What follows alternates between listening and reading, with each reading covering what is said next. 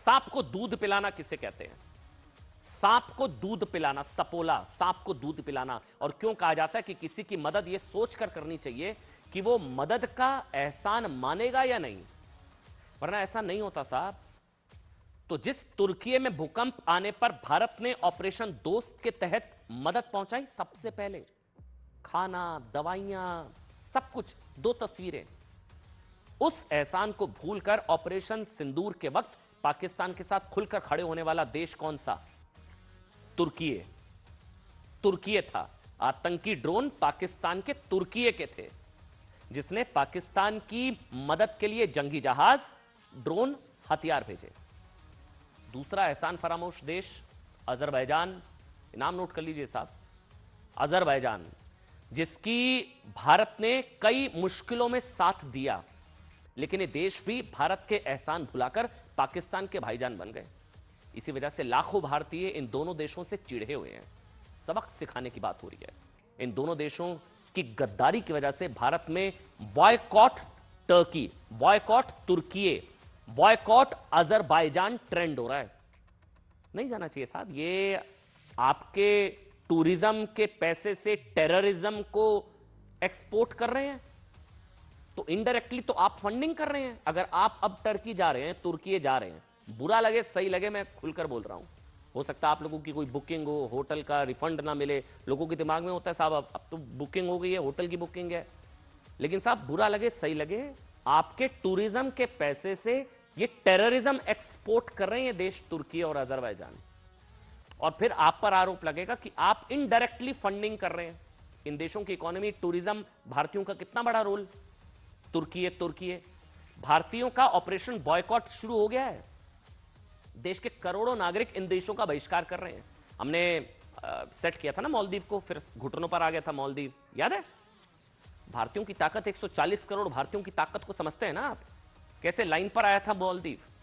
कई online travel platform जैसे कि कुछ ईज माई ट्रिप ने तुर्की के लिए फ्लाइट, होटल बुकिंग बंद।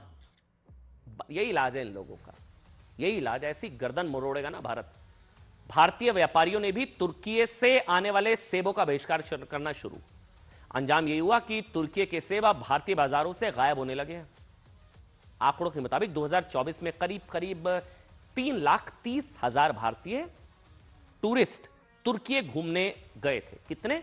3.5 लाख के आसपास 2024, जबकि 2.5 लाख भारतीय अजरबैजान घूमने गए थे।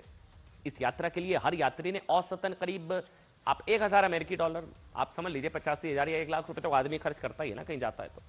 तुर्की ने करीब 5100 अरब कमाए। ये साहब ये तो टूरिज्म की फंडिंग, और टूरिज्म के जरिए हो रहा है टेररिज्म। तो ये तो फंडिंग चल रही है। हम जा रहे हैं, टूरिस्ट जो जा रहा है वो फंडिंग कर रहा है, टेरर फंडिंग कर रहे हैं इस तरीके से हम। तो फिर एक अनुमान के मुताबिक आप जानते हैं भारतीय पर्यटकों ने तुर्की में करीब 8,000 करोड़ रुपए खर्च किए। 8,000 करोड़ टूरिज्म। वहीं 2024 में तुर्की जाने वाले भारतीय टूरिस्टों की संख्या में करीब 21% की बढ़ोतरी हो गई।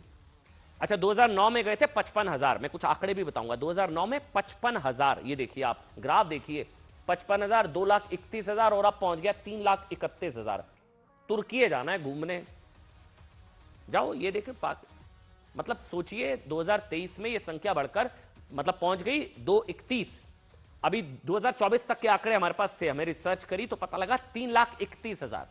लेकिन अब पाकिस्तान का साथ देकर तुर्की भारतीयों से जो नाराजगी मोल ले ली है ना उसने, उसे इसकी भारी कीमत चुकानी पड़ेगी। क्योंकि मैं आपको बताऊं, जो ड्रोन है ना, ड्रोन, ये सारे तुर्की के ड्रोन, आतंकी ड्रोन जो भारत के अलग अलग शहरों में ऊपर मंडरा रहे थे, जिसको भारतीय सेना एक एक करके उड़ा रही थी, एक भी बिल्कुल चाइनीज माल निकला। वैसे तुर्की का भी चाइनीज माल था। ये तुर्की के ड्रोन, ये सारे तुर्की के ड्रोन निकले जो भारत के खिलाफ इस्तेमाल किए गए। भारत के खिलाफ आतंकी ड्रोन तुर्की के। अब जाएंगे तुर्की आप लोग। तुर्की ने भारतीयों से पैसा कमाया, भारतीयों के खिलाफ इस्तेमाल किया, टूरिज्म की कमाई टेररिज्म में इन्वेस्ट कर दी। साहब क्या चल रहा है इस वक्त? बॉयकॉट तुर्की है, ट्रेंड कर रहा है। इसमें लोग खुलकर अपनी बात कह रहे हैं। एक यूजर ने क्या लिखा कि भारत ने तुर्की के मुश्किल वक्त में उसका साथ दिया, लेकिन जब भारत के साथ खड़ा होने का टाइम था तब तुर्की ने दगाबाजी करके दुश्मन का साथ दिया। सांप को दूध पिलाया साहब हम लोगों ने। गुजरात में टूर ऑपरेटर्स एसोसिएशन ने एक बयान में कहा है कि वो अजरबैजान और तुर्की की बुकिंग नहीं लेंगे क्योंकि इन दोनों देशों ने भारत के साथ गद्दारी की है।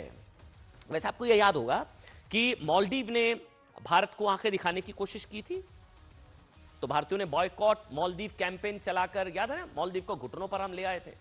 पर्यटन की कमाई पर टिका मालदीव जैसा देश भारतीयों की इस मार्च से करहा उठा और अपनी गलती को सुधार लिया। अब वही गलती तुर्की और अजरबैजान ने की है और इन दोनों देशों का इलाज करने के लिए भारत में कैंपेन चल पड़ा है। आपको भी याद होगा जब करीब 2 साल पहले 6 फरवरी 2023 में तुर्की में विनाशकारी, ये वो तस्वीरें, साहब बुरा लगता है। भारत ने मदद की ना, हम लोगों ने सबसे पहले मदद की थी ना। विनाशकारी भूकंप आया था तब तुर्की को सबसे पहले मदद पहुंचाने वाला देश कौन सा? भारत। भारत ने ऑपरेशन दोस्त, नाम क्या था? ऑपरेशन दोस्त के तहत कुछ ही घंटों में 135 टन राहत सामग्री, एनडीआरएफ की टीमें, डॉक्टर्स की टीमें, 30 बेड का एक फील्ड अस्पताल तुर्की भेज दिया था। हमारे डॉक्टर्स ने साहब भूकंप के समय 3300 से ज्यादा तुर्की के मरीजों का इलाज किया और हमारी एयरफोर्स ने C-17 से कुछ ही घंटों में राहत सामग्री की पहली खेप तुर्की पहुंचा दी थी। इसके बावजूद तुर्की ने ऑपरेशन सिंदूर के वक्त जिस तरह से पाकिस्तान का साथ दिया, उससे तुर्की ने साबित कर दिया कि उसका भी वही आतंकी चरित्र है जिस तरह का चरित्र पाकिस्तान का है। ड्रोन के मलबे की फोरेंसिक जांच की जा रही है। प्रारंभिक रिपोर्ट्स से पता चलता है कि वे तुर्की के असीस गार्ड सोंगर ड्रोन